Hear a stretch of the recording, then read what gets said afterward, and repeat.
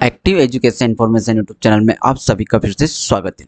देखिए, आज की इस वीडियो के माध्यम से हम बात करने वाले हैं कि जो कि मध्य प्रदेश राज्य ओपन या फिर किसी भी बोर्ड से हो और आपके किसी सब्जेक्ट में जैसे कि DISTN डिस्टेंस दिखा रहा हो, या फिर ऐसा GRACE ग्रेस दिखा रहा है, या फिर SYCT दिखा रहा है, या फिर SYCP दिखा रहा है, या फिर SYCTP दिखा रहा है, या फिर CAN, या फिर AB। यदि किसी भी सब्जेक्ट में से इनमें से कोई सा एक ऑप्शंस यदि शो हो रहा है, जैसे कि यहाँ पर हमने किसी का एक रैंडमली रिजल्ट लिया है जिसके एक सब्जेक्ट में यहाँ पर दिखा रहा है SYCT। यदि आपके भी किसी सब्जेक्ट में इस प्रकार का ऑप्शन शो हो रहा है और आपको समझ नहीं आ रहा है कि ये ऑप्शंस क्यों हैं, तो ये वीडियो आपके लिए बहुत फ़ायदेमंद होने वाला है, लाभदायक होने वाला है, क्योंकि आप इसमें से इस वीडियो से जानेंगे कि इन सभी जो ऑप्शंस होते हैं इनका क्या मतलब होता है। तो वीडियो में बने रहें और बिल्कुल भी वीडियो को स्किप ना करें। देखिए, हाँ, तो देखिए, हमने रैंडमली एक रिज़ल्ट को ओपन किया है। इसमें आपको जो कि सबसे पहले यदि आपके किसी सब्जेक्ट में DISTN यदि ये लिखा कर आ रहा है तो आपको फ़िक्र करने की ज़रूरत नहीं है, क्योंकि ये जब ही दिया जाता है डिस्टेंस या फिर इसे डेस्टिनेशन बोलते हैं, या फिर किसी सब्जेक्ट में जब 75% से अधिक अंक आते हैं या 75% अंक आते हैं तो उस विषय को एक विशेष योग्यता दी जाती होती है। इसलिए उस सब्जेक्ट के आगे यहाँ पर DISTN लिखा रहता है। उसके बाद यदि आपके किसी सब्जेक्ट में GRACE लिखा है, ग्रेस लिखा है, तो इसके लिए भी आपको कोई फ़िक्र करने की ज़रूरत नहीं है, क्योंकि इसमें आपके जो अंक थे वो कुछ कम रहे थे। यानी कि जैसे कि एक प्रावधान है कि 5 अंक स्टूडेंट को दे दिए जाते हैं, और यदि आपके इसमें नंबर कम होते हैं तो ये एक प्रकार से कृपांक इसे बोलते हैं। यानी कि उस यूनिवर्सिटी या इंस्टीट्यूट द्वारा आपके ऊपर एक कृपा की गई है, जो कि आपको सब्जेक्ट में अंक बढ़ा दिए गए हैं। इसमें भी कोई फ़िक्र करने की ज़रूरत नहीं है।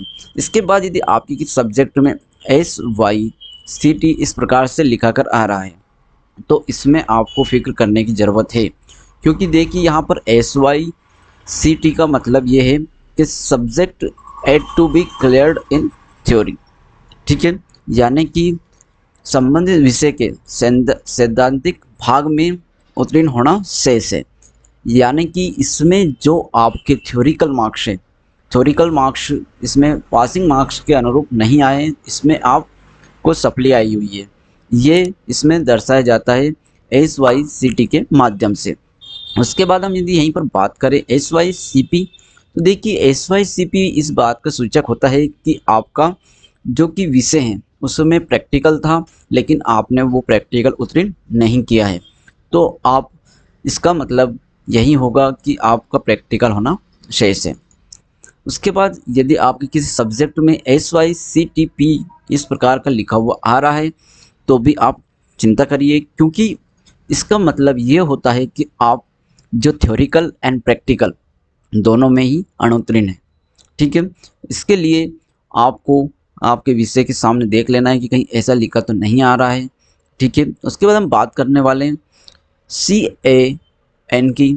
तो देखिए, CAN का मतलब ये है कि आप मतलब चीटिंग करते हुए पकड़ा गए हो। ठीक है, इस कारण से आपकी यहाँ परीक्षा, इस विषय की परीक्षा निरस्त कर दी गई है।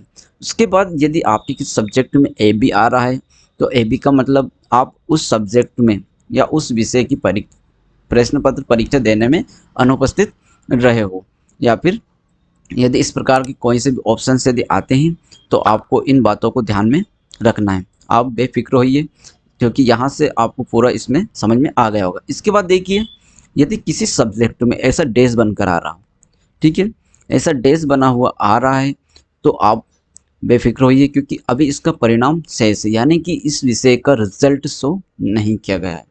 उसके बाद देखिए, हम यहाँ पर बात करते हैं, कुछ नोट्स दे रखे हैं कि सभी विषयों की सैद्धांतिक व प्रायोगिक परीक्षा में उत्तीर्ण होने के लिए अलग अलग न्यूनतम 33% अंक प्राप्त करना अनिवार्य है।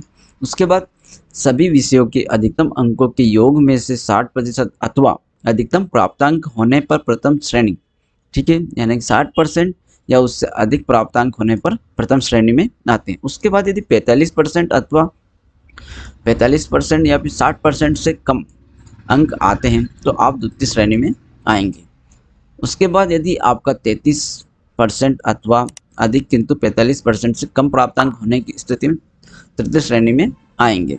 मैं आशा करता हूँ कि आपको जानकारी अच्छे से समझ में आई होगी। Active education information YouTube channel से जुड़े रहने के लिए बहुत बहुत धन्यवाद। Thank you.